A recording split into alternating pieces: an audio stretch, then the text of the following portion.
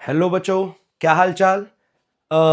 I hope सबकी पढ़ाई लिखाई चल रही होगी और हाल चाल भी बढ़िया होंगे। तो आओ फटाफट अब हम क्या करने जा रहे हैं, यूनिट 3 रिवाइज करेंगे इंडियन कॉन्ट्रैक्ट एक्ट 1872 की, है ना। ठीक है सर। इससे पहले आपने यूनिट 1 खत्म कर रखा है, जनरल नेचर के बारे में बताता है, सारी बेसिक चीजें बताता है। फिर यूनिट 2 कंसिडरेशन के बारे में बताता है, जो आपने लास्ट लेक्चर में खत्म करा होगा। आज हम जितना भी टाइम लगेगा लगाएंगे, यूनिट 3 खत्म करेंगे। बोलो मेरे साथ हो? यस सर, हम आपके साथ हैं। आओ चलो पढ़ते हैं। देखो बेटा, अदर इसेंशियल एलिमेंट की बात कर रहा है। सबसे पहले कैपेसिटी की बात करेगा, सेक्शन 11। इस चीज का जिक्र यूनिट 1 में भी आ चुका है सेक्शन 10 के नाम से, कि भाई कैपेसिटी 3 चीजों से पता चलती है। माइनॉरिटी देखनी होती है कि माइनर नहीं होना चाहिए, किसी लॉ के द्वारा डिस्क्वालीफाइड नहीं होना चाहिए, इंसॉल्वेंट नहीं होना चाहिए, साउंड माइंड का होना चाहिए, अनसाउंड माइंड का नहीं होना चाहिए। ये सारी चीजें आपको याद आ गई होंगी ना। उसी चीज को एक बार हम रिवाइज करते हैं, बहुत ईजी है। कैपेसिटी, बेटा कैपेसिटी के लिए हमारा सेक्शन डेडिकेटेड है, section 11। According to section 11, every person is competent to contract. हर वो इंसान कॉन्ट्रैक्ट करने के लिए कॉम्पिटेंट है who is of the age of majority, जो मेजॉरिटी एज का हो चुका है, सब्जेक्ट टू लॉ, जिस भी लॉ में वो सब्जेक्ट टू हो रहा है, जो साउंड माइंड का है, जिसका दिमाग ठोस है, वो सोच समझ कर डिसीजन ले सकता है, रैशनल डिसीजन ले सकता है, और वो किसी लॉ के द्वारा डिस्क्वालीफाइड नहीं है। तो ये चीज हमारे को बचपन से पता थी। फिर अब तीनों बातों को अलग अलग वो डिटेल में बताएगा, जिसमें मेन बात चलेगी एज ऑफ मेजॉरिटी को लेकर। तो हमारे को पता है 18 कंप्लीट होना चाहिए, 18 में लगना नहीं है, 18 कंप्लीट होना चाहिए, वो मेजर हो जाता है। ठीक है, कैसे पता चला 18 कंप्लीट होना चाहिए? भाई लिखा हुआ है बुक के अंदर, कंप्लीशन ऑफ 18 ईयर्स। ठीक है, फिर कहता है law relating to position of minor. Minor से रिलेटेड 15 बातें, जिसमें बेटा एक दो क्वेश्चन तो बन ही सकते हैं, ये इंपॉर्टेंट टॉपिक होता है। तो आओ पढ़ते हैं, एक एक करके 15 बातें खत्म करते हैं। सबसे पहले, अ कॉन्ट्रैक्ट मेड विद और बाय अ माइनर। बच्चे के साथ के द्वारा जो भी कॉन्ट्रैक्ट है, बच्चे के साथ जो भी कॉन्ट्रैक्ट होगा, हमेशा क्या होगा? Void ab initio।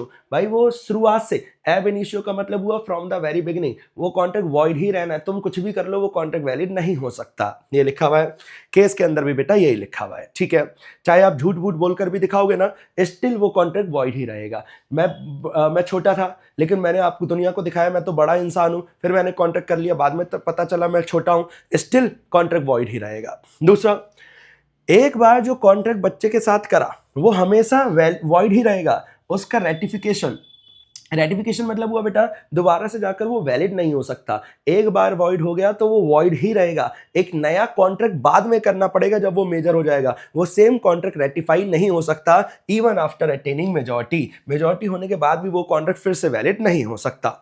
Minor can be A beneficiary और टेक बेनिफिट। भाई बच्चा है तो हमेशा फायदे की बात करेगा, वो किसी भी कॉन्ट्रैक्ट में अपने बेनिफिट की बात कर सकता है। तो लिखा हुआ है a minor is not competent to contract. Contract करने के लिए लायबल नहीं है, लेकिन कॉन्ट्रैक्ट एक्ट नहीं रोकता उसे किसी पार्टी को उसके प्रति बाउंड करने से। मतलब मैं बच्चा हूं, मैं तो किसी के लिए बाउंड नहीं हूं, लेकिन क्या दुनिया मेरे लिए बाउंड हो सकती है? हाँ, मतलब मेरे बेनिफिट की बात है तो बहुत बढ़िया, मतलब कॉन्ट्रैक्ट वैलिड है। लेकिन मेरे को पे करने की बात या मेरे बाउंड होने की बात है, फिर बहुत बेकार, फिर वो इनवैलिड हो जाएगा। तो माइनर क्या बेनिफिशियरी हो सकता है, या थर्ड पार्टी माइनर के लिए लायबल हो सकती है? हाँ, थर्ड पार्टी माइनर के लिए हो सकती है। ठीक है, इसके अलावा ए minor can always plead his minority. एक माइनर हमेशा अपनी माइनॉरिटी को लेकर बैक कर सकता है, प्लीड कर सकता है। मतलब अगर उसने झूठ वूठ दिखाकर लोन ले भी लिया, स्टिल क्या वो इस बात को कह सकता है कि मैं माइनर था? हाँ, वो कह सकता है। उसके सामने हमेशा एक डिफेंस के तौर पे एक लाइन रहेगी, भाई मैं तो बच्चा था तो वैलिड कॉन्ट्रैक्ट या वॉइड कॉन्ट्रैक्ट। ठीक है, फिर ये है पेपर के लिए सबसे अच्छा point, liability for necessary supplied. क्या बच्चा नेसेसरी सप्लाइड के लिए लायबल है? बेटा नहीं, बच्चा नेसेसरी सप्लाइड के लिए लायबल नहीं है। तो वो किस चीज के लिए लायबल है? वो तो लायबल ही नहीं है। असल में उसकी प्रॉपर्टी, उसकी एस्टेट लायबल होगी उन चीजों के लिए जो बच्चों की स्टेशन ऑफ लाइफ में जरूरी था। उस बच्चे के लिए स्टेशन ऑफ लाइफ में जिस सोसाइटी से वो बिलोंग करता था, उसके लिए जो भी खर्चा मैंने उस बच्चे के लिए करा, उसके लिए उसकी प्रॉपर्टी लायबल होगी। उससे एक भी पैसे एक्स्ट्रा के लिए उसकी प्रॉपर्टी लायबल नहीं है। और सवाल होता है क्या वो खुद पर्सनली लायबल होगा? भाई बच्चा कभी खुद पर्सनली लायबल नहीं हो सकता। ये वाली बात यहां पे लिखी हुई थी। मैंने उस बच्चे को, क्वेश्चन बन सकता है, केसरी बन सकती है, मैंने उस बच्चे को नेसेसरी की जगह लग्जरी सप्लाई कर दिया, सोने मोती हीरे के ये सारी चीजें प्रोवाइड करवा दी। ये सब नेसेसरी में कवर नहीं होगा। जो मैंने उसको नेसेसरी दिया उस स्टेशन ऑफ लाइफ पे, जीवन के उस पड़ाव पे जो उसके लिए जरूरी था, बस उसी चीज के लिए उसकी एस्टेट लायबल होगी, बाकी चीजों के लिए उसकी एस्टेट लायबल नहीं है। ठीक है, ये वाली बातें इंपॉर्टेंट रखना है बेटा।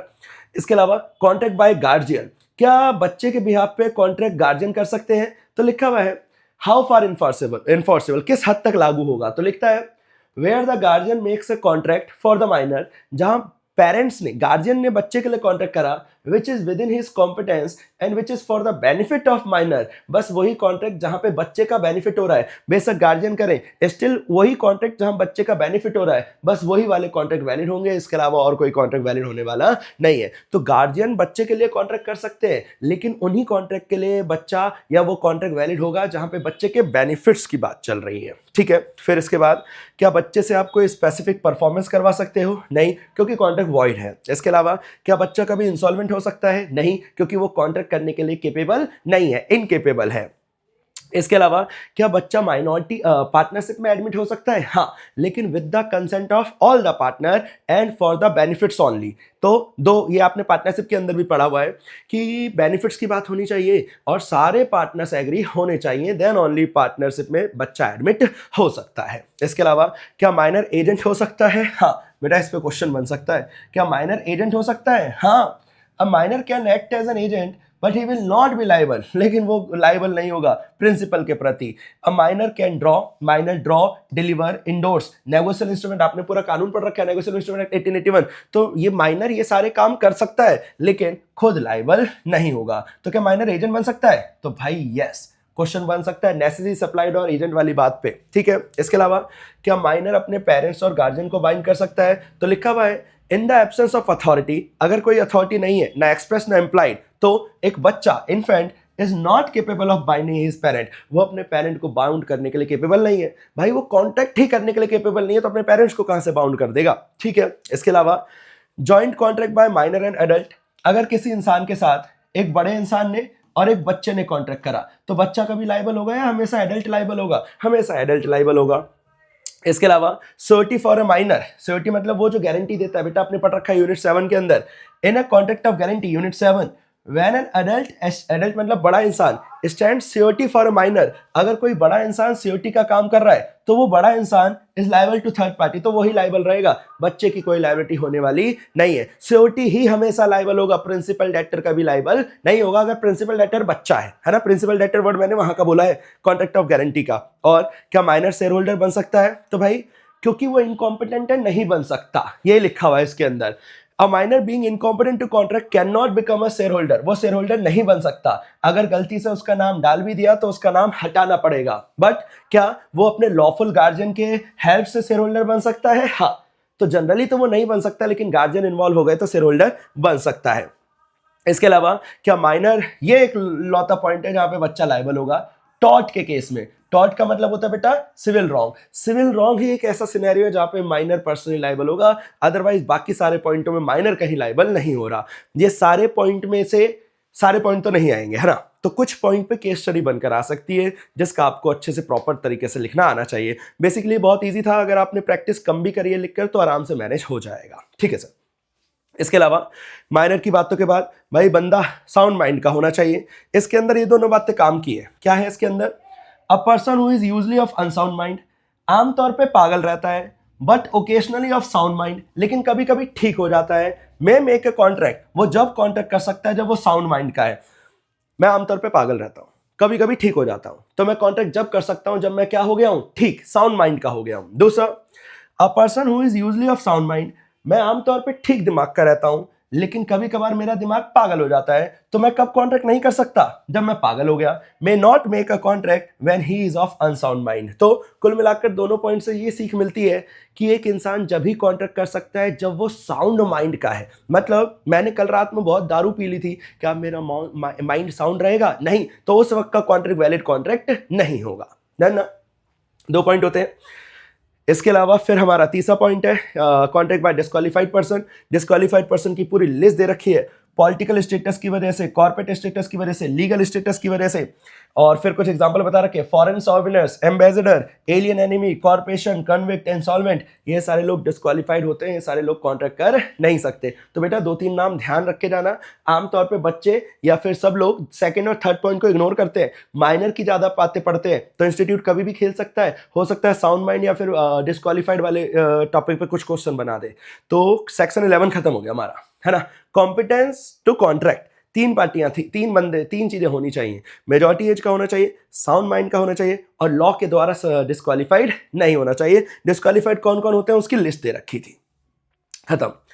फिर बेटा इसके बाद आता है कंसेंट, फिर फ्री कंसेंट, फिर बहुत इंपॉर्टेंट चीज back to back 15, 16, 17, 18 coercion, undue influence, misrepresentation, ये सारी चीजें है ना। आओ बच्चों शुरू करते हैं। सबसे पहले वो 13 बताएगा, 13 में वो कंसेंट बताएगा। 2 और मोर पर्सन, हमने वैसे यूनिट 1 में भी पढ़ रखा है। 2 और more person are said to consent when they agree upon the same thing in the same sense. Same चीज में, सेम सेंस में अगर दो पार्टी एग्री कर रही हैं तो उसे बोलेंगे कंसेंट आ गई। और वो फ्री जब होगी जब कोर्जन, अनड्यू इन्फ्लुएंस, मिसरिप्रेजेंटेशन इन सारी चीजों से ना हो, फ्रॉड इन सारी चीजों से ना हो, तो वो फ्री कंसेंट हो गई। कंसेंट वो हुई जब सेम थिंग सेम सेंस में अंडरस्टैंड हुआ। कंसेंसस एड आइडम, ये वर्ड याद आना चाहिए, कंसेंसस एड आइडम। चलो आगे लिखा हुआ है one of the essence element ये होता है। फिर आगे जाकर बता रखा है कि वैलिड कंसिडरेशन फ्री जब होती है जब वो कोर्जन से ना हो, जब वो अनड्यू इन्फ्लुएंस से ना हो, जब वो फ्रॉड से ना हो, मिस रिप्रेजेंटेशन, मिस्टेक वगैरह से ना हो, तो ये सारी चीजें नहीं होनी चाहिए, तो वो फ्री कंसेंट कहलाएगी। फिर आगे जाकर बता रहा है कि फ्री कंसेंट को कौन कौन खराब करता है, फ्री कंसेंट का किस किन चीजों से फ्री कंसेंट पे असर पड़ता है। तो बेटा पेपर के लिए अथा important, most important, ultra important, coercion, धमकाना। आओ शुरू करते हैं। इसमें हम ना सीधा ये वाली बातें पढ़ेंगे, 4 बातें पढ़ ली ना, मतलब कोर्जन हमारा कंट्रोल में आ जाएगा। फर्स्ट, कमिटिंग और थ्रेटिंग टू कमिट, या तो पाप कर रहा हूं या पाप करने की धमकी दे रहा हूं, ऐसा काम which is forbidden bye IPC, जो इंडियन पीनल कोड के द्वारा फॉरबिडन है। भारतीय न्याय संहिता भी लिखना पड़ सकता है, आप लिख भी सकते हो इसे, जो इंडियन पीनल कोड के द्वारा फॉरबिडन है। दूसरा, या तो कर दिया या करने की धमकी दे रहा हूं। दूसरा, द अनलॉफुल डिटेनिंग, या तो मैं डिटेन कर रहा हूं, जब्त कर रहा हूं, छीन रहा हूं। और थ्रेटनिंग टू डिटेन, या मैं डिटेन करने की धमकी दे रहा हूं एनी प्रॉपर्टी, किसी की प्रॉपर्टी को जिससे सामने वाली पार्टी को क्या होगा, नुकसान। तो या तो आईपीसी के द्वारा मना काम कर रहा हूं या किसी की प्रॉपर्टी छीन झपट रहा हूं। तीसरा, with the intention of causing any person, दोनों में मेरी इंटेंशन यह है कि मैं सामने वाली पार्टी को एग्रीमेंट में एंटर करवाना चाहता हूं। इट इज इमैटेरियल, ये इमैटेरियल है कि जहां पे मैं आपको धमका रहा हूं वहां पे आईपीसी लागू होता है या नहीं होता। मैं आपको अमेरिका ले जाकर धमकाऊं तो वहां तो इंडियन पीनल कोड नहीं लगा, स्टिल वो कॉन्ट्रैक्ट कोर्जन की भेंट चढ़ गया, और कोर्जन की भेंट चढ़ गया तो वहां फ्री कंसेंट नहीं रही, फ्री कंसेंट नहीं रही तो कॉन्ट्रैक्ट भी वैलिड या इनवैलिड, इनवैलिड। अब कह सकते हो इलीगल भी हो सकता है। फिर हमारा कोर्जन खत्म हो गया, ठीक है। आगे लिखा हुआ है बेटा कोर्जन का इंपैक्ट, तो जाहिर सी बात है जो कॉन्ट्रैक्ट कोर्जन की वजह से होता है, भाई याद कर लेना, इज वॉइडेबल। अगर ये वाली लाइन याद हो जाए तो अच्छी बात, वरना ये बोलना the contract which is covered by coercion is voidable at the option of aggrieved party. सीधा बोलना, किसके ऑप्शन पे वॉइडेबल होता है, at the option of agreed party. लेकिन अगर ज्यादा अच्छा लिखना है तो ये हमेशा बढ़िया रहेगा, क्या, contract induced by coercion is voidable at the option of the party whose consent was so obtained। जिसकी कंसेंट कोर्जन के तहत ली गई उसके ऑप्शन पे कॉन्ट्रैक्ट क्या हो जाएगा, वॉइडेबल। इसके अलावा कोई अगर बेनिफिट्स ले रखे हैं तो वो अपने पास रखेंगे या रिस्टोर करना पड़ेगा, रिस्टोर। मैंने आपको डरा धमकाकर आपकी 10 करोड़ की प्रॉपर्टी 10 लाख में ले ली, तो 10 लाख तो मैंने आपको दिए ना, अब कॉन्ट्रैक्ट वॉइडेबल हो गया तो आपको वो पैसा मुझे वापस देना पड़ेगा। तो जो बेनिफिट्स गए हैं वो रिस्टोर होते हैं, तो हर जगह चलेगा, आगे वाले पॉइंटों में भी चलेगा। चलिए बेटा, कोर्जन आई होप आपको याद आ गया होगा। अगला वर्ड है अनड्यू इन्फ्लुएंस, जब एक पार्टी ऐसी सिचुएशन में है कि सामने वाली पार्टी के डिसीजंस को अफेक्ट कर सके, उसे इन्फ्लुएंस कर सके, तो रिलेशन होना जरूरी है, तो वो सब कुछ इसके अंदर है। A contract is said to be induced by undue influence, जहां रिलेशन ऐसे हैं पार्टियों के बीच में कि one of the party is in a position to dominate the will of other. एक पार्टी दूसरे पार्टी का डोमिनेशन दिखा रही है, उस पर दबाव बना रही है और उस दबाव से फायदा उठा रहे हैं। सिर्फ दबाव बना लेने से कॉन्ट्रैक्ट अनड्यू इन्फ्लुएंस नहीं होगा, साथ के साथ मुझे अनफेयर एडवांटेज भी उठाना है। अनफेयर एडवांटेज मतलब जानबूझकर गलत फायदा उठाना।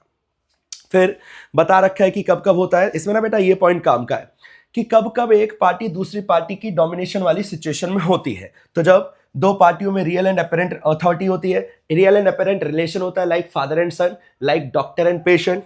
दूसरा, जब पार्टियों को एक दूसरे पे भरोसा होता है, फिड्यूसरी रिलेशनशिप के केस में लाइक क्रेडिटर डेटर, इन ऐसे सिनेरियो में हस्बैंड एंड वाइफ या फिर फादर एंड सन, भरोसा तो इनमें भी होता है, तो इन सारे केसेस में भी एक पार्टी दूसरी पार्टी पे ऑटोमेटिकली मान लिया जाएगा कि उनका दबाव रहता होगा, डोमिनेशन रहता होगा। तीसरा, जहां एक पार्टी मेंटल डिस्ट्रेस में है, वो काफी टाइम से परेशान है या फिर इल है या बीमार है, तो उसमें भी वो पार्टी दब रही होगी, सामने वाली पार्टी जो उसकी देखरेख कर रही है वो दबा रही होगी। और लास्ट, अनकंसाइजनेबल बार्गेन या एक्सट्रीम बार्गेन, जब कोई इंसान कुछ ज्यादा ही चीजें एक्सेप्ट करता है। मैंने बैंक से लोन लिया या मैंने किसी इंसान से लोन लिया 80% रेट ऑफ इंटरेस्ट पे, तो माना जाएगा कि मैंने 80 एक्सेप्ट करा, इट मींस जरूर उस इंसान का मेरे ऊपर कोई ना कोई क्या रहा होगा, दबाव। लॉ अपने आप प्रिज्यूम कर लेगा कि उस इंसान का मेरे ऊपर क्या था, दबाव था। तो इन 4-5 सिनेरियो में यह माना जाता है कि एक पार्टी डोमिनेट कर रही है विल किसी दूसरे पार्टी की, real apparent authority, fiduciary relationship, mental distress और एक्सट्रीम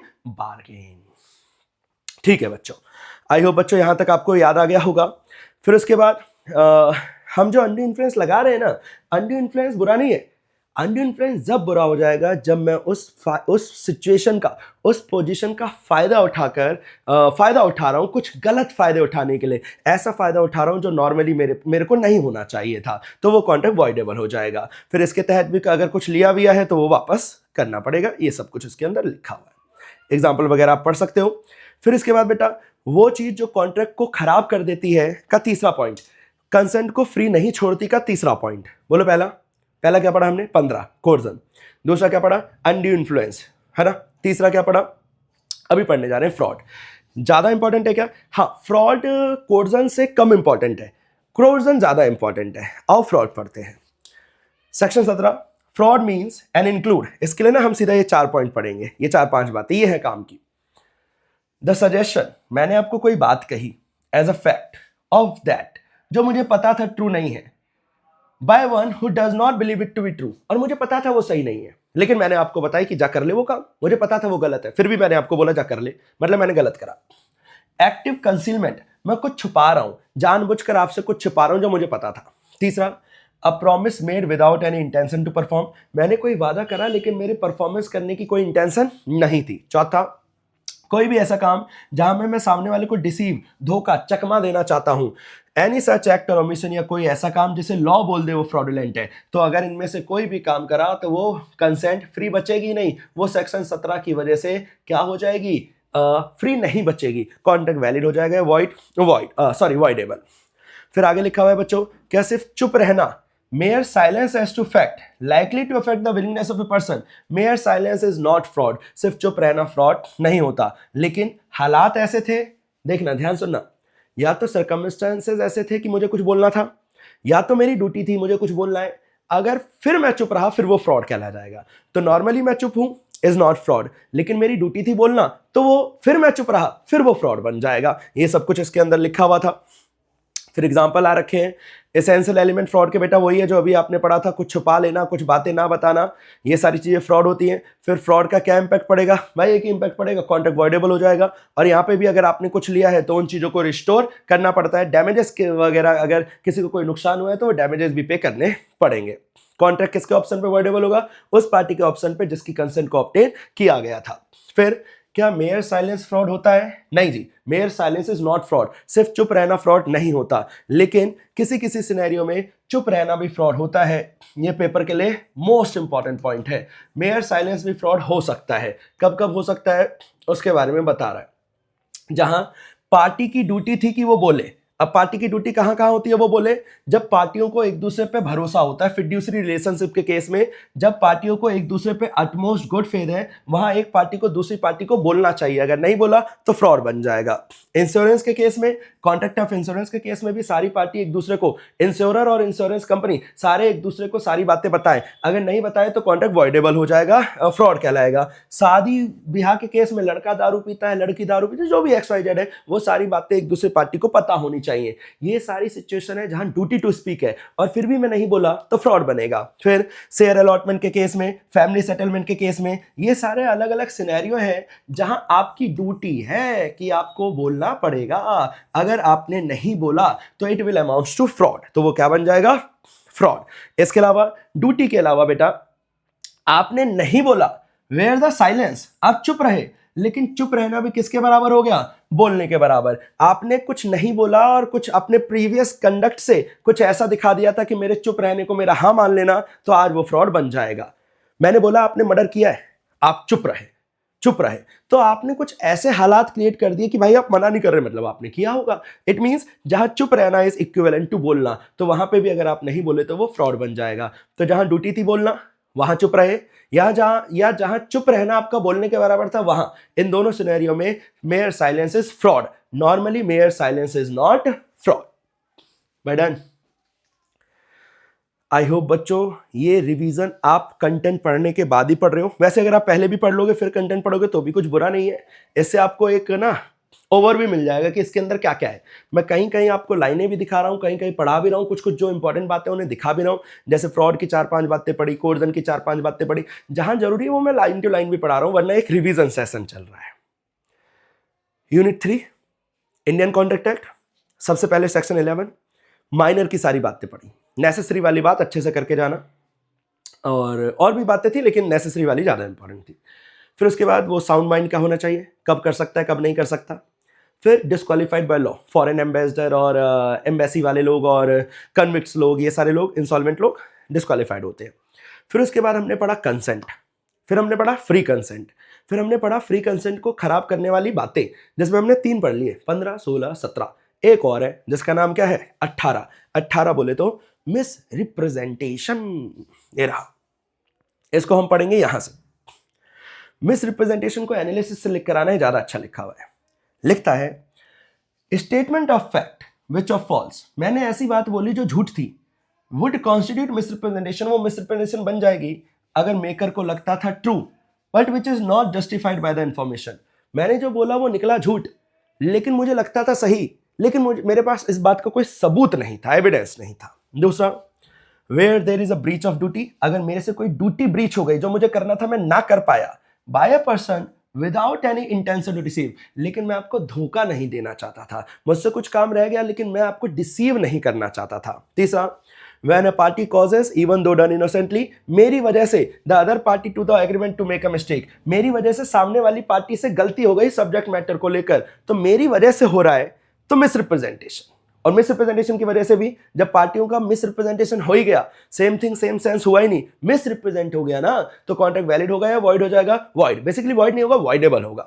ठीक है, फिर एग्जाम्पल बता रखा है, खत्म। फिर लीगल इफेक्ट बता रखे बेटा, लीगल इफेक्ट में ये बता रखा है कि कॉन्ट्रैक्ट वॉइडेबल हो जाता है और जो भी बेनिफिट्स दिए जाते हैं वो रिस्टोर करे जा सकते हैं। तो रिस्टोर पे क्वेश्चन बनता है, सेक्शन 19 याद कर लेना, इंपैक्ट, इन सारी चीजों का इंपैक्ट। एक तो कॉन्ट्रैक्ट वॉइडेबल हो जाएगा at the option of the party, उस पार्टी के ऑप्शन पे जिसकी कंसेंट को ऑब्टेन किया गया, और इसके अलावा कॉन्ट्रैक्ट में जो भी बेनिफिट्स लिए दिए गए थे वो क्या करने पड़ेंगे? रिस्टोर करने पड़ेंगे, वापस देने पड़ेंगे। फिर उसके बाद बेटा अगली काम की चीज आएगी मिस्टेक। मिस्टेक हमें पता है, जब दो पार्टी गलत, एक दूसरे को गलत समझ बैठी, मिसअंडरस्टैंड कर बैठी, ये दो तरीके का हो सकता है, बायलेटरल और यूनिलेटरल। बायलेटरल जब दोनों पार्टी गलत समझ बैठी, यूनिलेटरल जब एक पार्टी गलत समझ बैठी। इफेक्ट ऑफ मिस्टेक, ध्यान देना बेटा, मिस्टेक की वजह से कॉन्ट्रैक्ट वॉइडेबल नहीं होता, मिस्टेक की वजह से कॉन्ट्रैक्ट क्या होता है? वॉइड। फिर दो तरीके की मिस्टेक थी, पेपर में आ सकता है, एक लॉ की मिस्टेक, भाई तुम्हारे लॉ का तुम मिस्टेक बोल सकते हो क्या? लॉ का mistake is not a mistake, ये बहाना नहीं चलेगा। फॉरेन लॉ का मिस्टेक बहाना चलेगा। A mistake of law does not render a contract void, law का कोई मिस्टेक हो गया इसकी वजह से कॉन्ट्रैक्ट वॉइड नहीं होगा।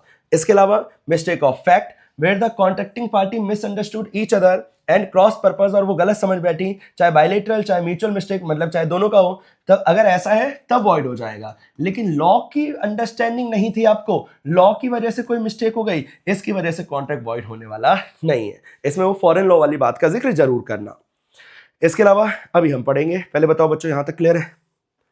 ये एक बड़ी यूनिट है, मैं फिर कह रहा हूं, कॉन्ट्रैक्ट एक्ट की वन ऑफ द बहुत बड़ी यूनिट है, जिसमें से आपका एक इंपॉर्टेंट हिस्सा खत्म हो गया, आगे का हिस्सा भी इंपॉर्टेंट है, उसे भी देखेंगे अभी हम।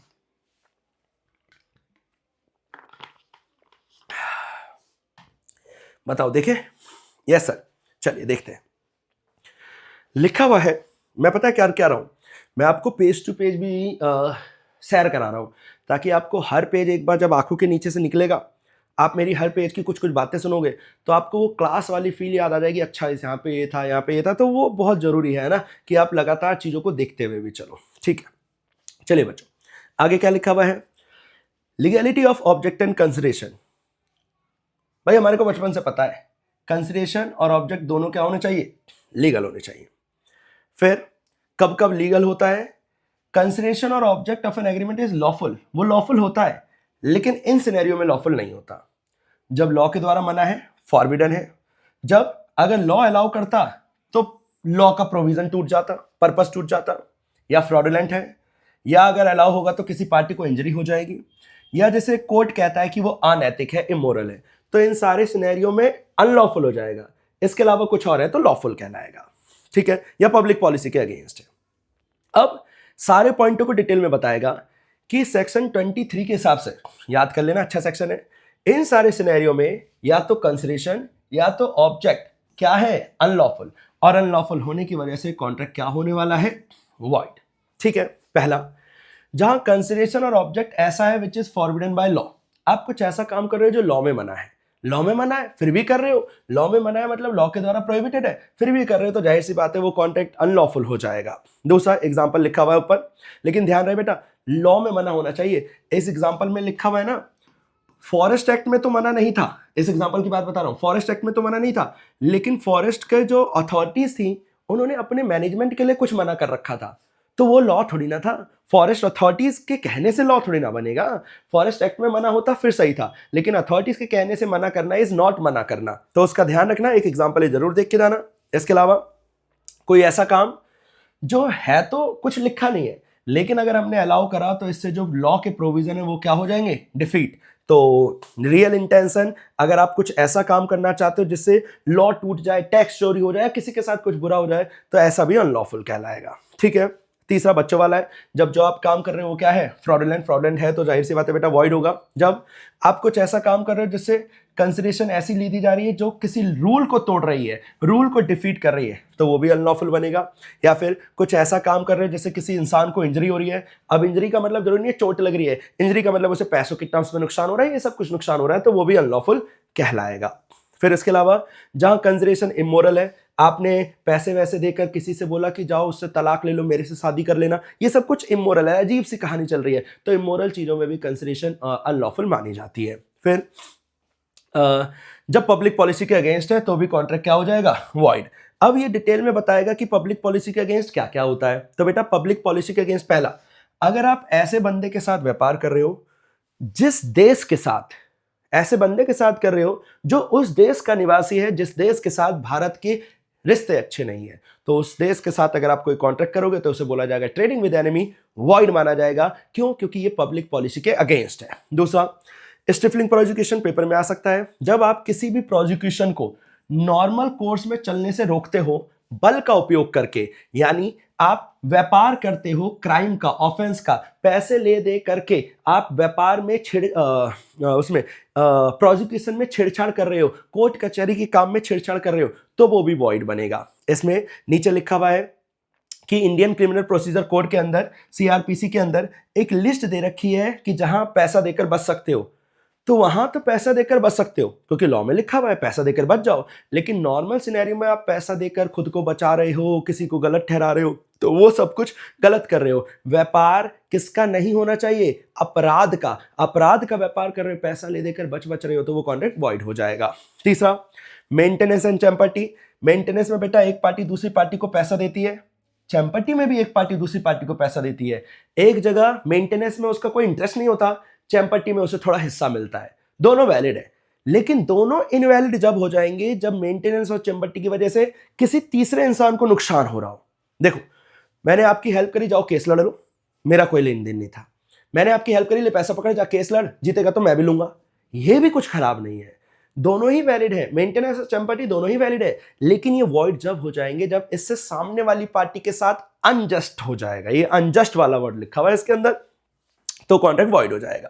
ठीक है ना, ये अनजस्ट वाली बात ध्यान रखना। इसके अलावा अगर पब्लिक ऑफिस में ट्रैफिक लग रहा है, ट्रैफिक मतलब बस खड़ी कर दी मैंने, जाम लगा दिया, नहीं, ट्रैफिक का मतलब पैसे देकर अपने काम करवा रहा हूं, जॉब लगवा रहा हूं, तो वो सारी चीजें वॉइड हो जाएंगी। इससे जो बेस्ट सुटेबल बंदा था, जो बेस्ट क्वालिफाइड बंदा था, वो वो बेचारा रह जाएगा। इस वजह से इसे वॉइड बोला जाता है, पब्लिक पॉलिसी के अगेंस्ट माना जाता है।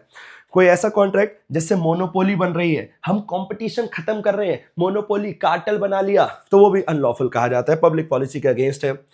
मैरिज की दलाली कर रहे हो, मैरिज ब्रोकरेज, पैसा लेकर शादी वादी करवा रहे हो, ये भी अनलॉफुल बोला जाएगा। लेकिन शादी.com वगैरह वगैरह मैट्रिमोनियल वेबसाइट, वो शादी नहीं करवा रहे होते, वो तो सिर्फ इंफॉर्मेशन देते हैं, तो वो वैलिड है, ठीक है। इसके अलावा आप किसी कोर्स ऑफ जस्टिस में इंटरफेरेंस कर रहे हो, जज को किडनैप कर लिया, विटनेस को किडनैप कर लिया, ऐसा अगर आप कोई काम कर रहे हो तो वो सब कुछ भी अनलॉफुल बनेगा। इसके अलावा आपने कुछ ऐसे काम करे, इसमें ना सीधा ये पॉइंट पढ़ना, an agreement by agent to receive without his principal के कहे बिना मैंने किसी और बंदे से पैसे लेकर उसके लिए काम करने लगा, बिना प्रिंसिपल से पूछे, तो ये सब कुछ सही नहीं माना जाएगा। इसके अलावा कुछ एक पॉइंट और था इसके अंदर, ये रहा, प्राइवेट, मैंने मेरे नाम का कोई कॉन्ट्रैक्ट पास हो जाए, इसके लिए मैंने उसको घूस दे दी, ये भी अनलॉफुल बोला जाएगा। इसके अलावा जहां कंसिडरेशन अनलॉफुल है, पार्ट में कुछ लीगल पार्ट था, कुछ इलीगल पार्ट था, तो लीगल वाला पार्ट तो वैलिड होगा, लेकिन इलीगल वाला पार्ट वॉइड हो जाएगा। तो बेटा अपोज टू पब्लिक पॉलिसी में एक बातें नहीं, बहुत सारी बातें, stifling prosecution, trading with the enemy, maintenance एम्बर्टी, traffic in the public office, ये लाइन से रटे होने चाहिए आपको, सीधा 6-6, 7-7 नंबर का क्वेश्चन बनता है। चलिए, इसके अलावा बेटा वॉइड एग्रीमेंट पेपर के लिए अगेन बहुत इंपॉर्टेंट, क्या क्या होते हैं वॉइड एग्रीमेंट, सीधा कॉन्ट्रैक्ट में लिखा, कॉन्ट्रैक्ट एक्ट में लिखा हुआ है, ये सारी चीजें वॉइड है। एक, agreement in restraint of marriage, किसी की शादी रुकवाने का कोई कॉन्ट्रैक्ट है तो वो वॉइड है, बच्चे की शादी रुकवा रहे हो तो वो वैलिड है, खत्म। दूसरा, किसी को व्यापार करने से रोक रहे हो तो वॉइड है, लेकिन गुडविल भी की है तो वैलिड है, पार्टनर छोड़ के जा रहा है तो वैलिड है, एम्प्लॉय का केस है तो वैलिड है। किसी 3-4 सिनेरियो अंदर की बातें बता रहा हूं मैं, सारी पार्टनरशिप एक्ट की बातें हैं, पार्टनरशिप के अंदर भी लिखी हैं। तो नॉर्मली तो आप किसी को व्यापार करने से रोकोगे तो वो वॉइड है, लेकिन 3-4 सिनेरियो में वो कॉन्ट्रैक्ट क्या हो जाता है, वैलिड, ठीक है। ये सारी बातें बेटा यहाँ पे लिखी हुई हैं, ये जो अभी मैंने बोला था ना एम्प्लॉय वाली बात, एग्रीमेंट ऑफ सर्विस वाली बात, ऊपर गुडविल की भी बात लिखी होगी, पार्टनर छोड़ के जा रहा है, कंटिन्यूइंग पार्टनर वाली बात, इन सारे केसेस में वैलिड हो जाता है, ठीक है। तीसरा, agreement in legal proceeding, legal proceeding को रोकने के लिए कोई एग्रीमेंट करा तो वो भी वो हो जाएगा, वॉइड हो जाएगा। इसमें ना ये वाली बात ध्यान देना, इसके ऊपर किसी ने मेरे से कल परसों एक डाउट भी पूछा था। एक ऐसा कॉन्ट्रैक्ट जहां पार्टी एग्री करती है कि उनके बीच में कोई डिस्प्यूट होगा किसी भी सब्जेक्ट को लेकर, वो हम पर्टिकुलर आर्बिट्रेशन में ले जाएंगे, आर्बिट्रेशन मतलब कोर्ट कचहरी में ले जाएंगे, और वहां जो अमाउंट होगा वो फाइनल होगा, ऐसा कॉन्ट्रैक्ट वैलिड होता है। इसे ऐसे समझना, मैंने आपसे बोला भाई आपके और बीच में, मेरे बीच में जो भी झगड़ा होगा ना उसे मुंबई कोर्ट में निपटेंगे, तो क्या मैंने आपको कोर्ट कचहरी जाने से रोका है? मैंने बस यही तो बोला है मुंबई में निपटेंगे, ठीक है, निपट लेंगे, वैलिड कॉन्ट्रैक्ट बनेगा। किसी को ये बोलना कि सिर्फ दिल्ली में केस लड़ेंगे, सिर्फ मुंबई में केस लड़ेंगे, ये कानून रोक थोड़ी ना रहा है, ये तो हम बोल रहे हैं ठीक है यहीं लड़ेंगे बस, तो ठीक है, ऐसा करना वैलिड होता है, कोई दिक्कत वाली बात नहीं है, ये लिखा हुआ है। Agreement the meaning of which is uncertain, ये तो बचपन से चल रहा है, मैं आपको ऑयल बेचूंगा, कौन सा ऑयल, मीनिंग ही सर्टेन नहीं है, तो कॉन्ट्रैक्ट वैलिड बनेगा, वॉइड बनेगा बच्चों, वॉइड बनेगा, जाहिर सी बात है। फिर वेजरिंग, वेजरिंग पर सवाल बन सकता है, वेजरिंग को तो मैं बोलूंगा बेटा आप डिटेल में पढ़ के जाना पेपर के लिए। वेजरिंग वैसे मतलब होता है ऐसी चीजों पे पैसा लगाना जो सर्टेन नहीं है, अनसर्टेन है, एक पार्टी लूज हो रही होगी और एक पार्टी विन कर रही होगी, सब कुछ यही लिखा हुआ है, चांस लिया जा रहा है ऐसे इवेंट को लेकर जो कैसा इवेंट है, अनसर्टेन, एक पार्टी जीत रही होगी एक पार्टी हार रही होगी। There must be a promise to pay money, पैसा या पैसे जैसा कुछ लेन देन की बात चल रही है।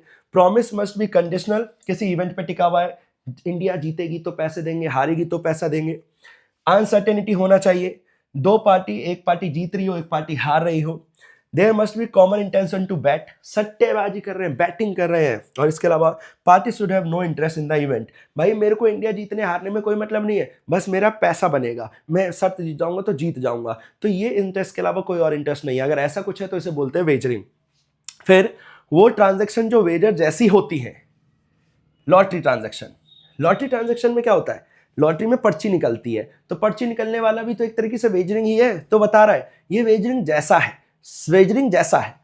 और lottery is a game of chance, chance है, यहाँ पे कोई स्किल थोड़ी ना कि पर्ची ये वाली निकालूंगा तो मजा आ जाएगा, नहीं, स्किल नहीं है। The prime motive of the participant, motive gambling ही है। The transaction amounts to wager, इसे भी वेजर कहा जाएगा।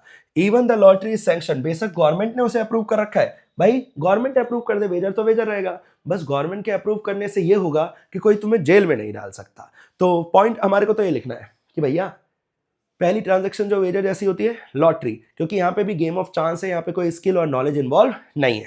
दूसरी क्रॉसवर्ड पजल। बेटा क्रॉसवर्ड पजल में स्किल तो इन्वॉल्व होता है ना, थोड़ा तो दिमाग चलता है, लेकिन मेरा रिजल्ट उस अखबार के एडिटर के रिजल्ट से मैच कर जाए इस बात की कोई गारंटी नहीं है। तो यहाँ पे भी लक इन्वॉल्व हो गया, इस वजह से भेज रही है। Crossword puzzle in which price depend upon the correspond मतलब मैच हो जाए मेरा solution with a previously prepared solution जो एडिटर अखबार के एडिटर के पास है, हम दोनों का जो सॉल्यूशन है मैच हो जाए, जरूरी मैच हो जाएगा, तो इसलिए वेजरिंग जैसा है क्रॉसवर्ड पजल। तीसरा स्पेकुलेटिव ट्रांजैक्शन। बच्चे जाहिर सी बात है स्पेकुलेशन में तो कुछ भी हो सकता है, हमने किसी शेयर मार्केट में पैसा लगाया, बढ़ भी सकता है घट भी सकता है, वेजरिंग है, कुछ भी हो सकता है, अनसर्टेन है। हॉर्स रेस ट्रांजैक्शन, इसमें बेटा ये फिगर वगैरह ज्यादा मत ध्यान रखना, बस ये ध्यान रखना हॉर्स रेस ट्रांजैक्शन भी क्या होता है, वेजरिंग होता है। फिर इसके बाद बता रखा है कुछ ऐसी ट्रांजैक्शन जो वेजरिंग जैसी है लेकिन वॉइड नहीं है, like chit fund, Lakshmi chit fund. Chit fund wagering के स्कोप से बाहर है, लॉ कहता है। एक चिट फंड एक ऐसा होता है जहां पे कुछ लोग आते हैं, decide to contribute a fix sum, 10-15 लोग आएंगे, वो पैसा इकट्ठा करेंगे, फिर वहां से पर्ची निकलेगी, जिसकी पर्ची निकल गई वो जीत गया।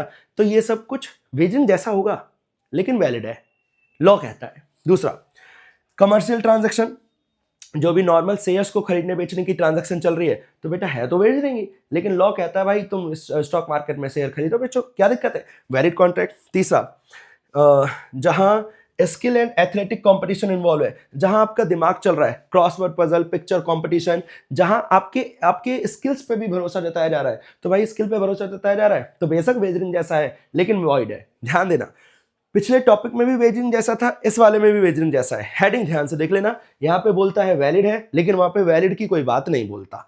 चौथा इंश्योरेंस कॉन्ट्रैक्ट, मरोगे तो पैसा दूंगा, नहीं मरोगे तो नहीं पैसा दूंगा, एक्सीडेंट होगा तो पैसा दूंगा, एक्सीडेंट नहीं होगा तो पैसे नहीं दूंगा, तो ये भी तो वेजरिंग है, किसी चीज के होने या ना होने पे टिका हुआ है। तो बेटा ये मैंने आपको एक रफ तो नहीं, मैंने आपको पॉइंट तो सारे पढ़ दिए लेकिन मैंने आपको थोड़ा जल्दी में पढ़ाया। अगर आपको ये डिटेल में पढ़ना है तो वेजरिंग वाला डिटेल में पढ़ना है ना, कोर्जन वाले टॉपिक को डिटेल में रुक कर पढ़ कर जाना। बाकी ओवरऑल अगर आपने रिवीजन को ध्यान से सुना तो इस यूनिट पे 1 घंटा और लगाना, 1 से सवा घंटा और लगाना, फिर इसे बंद करके रख देना, फिर यूनिट 4 पे मूव ऑन करना। अभी मेरे को टाइम लगा है इसमें अराउंड 40 मिनट। ये हमारी यूनिट 3 थी। आप प्लीज़ इसे 1-1.5 घंटा लगाकर अभी ही ख़त्म कर लेना। और मैंने कोशिश करी है बहुत सारी चीज़ें बोलने की, जितना मैं बोल सकता हूँ 40 मिनट में मैं लगातार बोले जा रहा था। तो प्लीज़ इसे अप्रिशिएट करना। अगर क्लास अच्छी लगी है तो प्लीज़ लाइक कर देना, और प्लीज़ बच्चों पढ़ लो, अभी भी टाइम है, आप आराम से पास हो सकते हो, है ना। रिवीजन अच्छे से करो, आपने डिटेल में तो भर भर के पढ़ ही रखा है, अब रिवीजन का टाइम है, अच्छे से रिवाइज करो और कुछ कुछ क्वेश्चन को हाथ से प्रैक्टिस भी करते हुए चलो, ठीक है। चलिए, all the very best, thank you.